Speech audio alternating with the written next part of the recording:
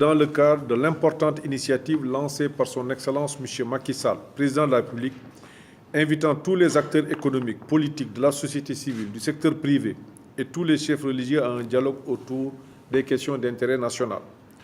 Je rappelle que cette démarche participative et inclusive dans la gestion publique est un des fondamentaux ayant marqué l'élaboration puis la mise en œuvre du plan Sénégal émergent.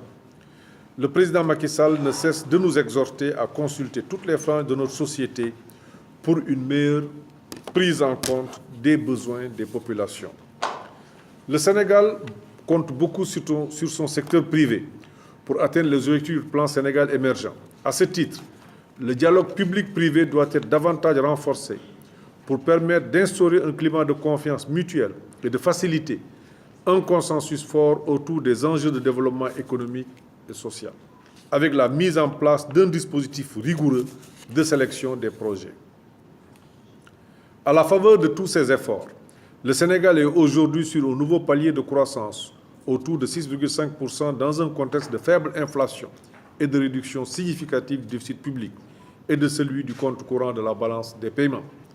C'est pourquoi il me plaît de saluer l'opportunité qui m'est offerte de m'adresser aux acteurs de la microfinance, dont l'engagement contribue sans nul doute à l'atteinte des objectifs d'approfondissement du secteur financier et du renforcement de l'inclusion financière au Sénégal, inscrit au rang des fondamentaux du plan Sénégal émergent. Au Sénégal n'est plus à démontrer. En effet, au troisième trimestre de l'année en cours, les SFD totalisent plus de 2 millions de clients, ce qui a permis d'atteindre un taux de pénétration du secteur de 18,6%. Sur la même période, les dépôts et les crédits ont atteint respectivement 309 et 351 milliards.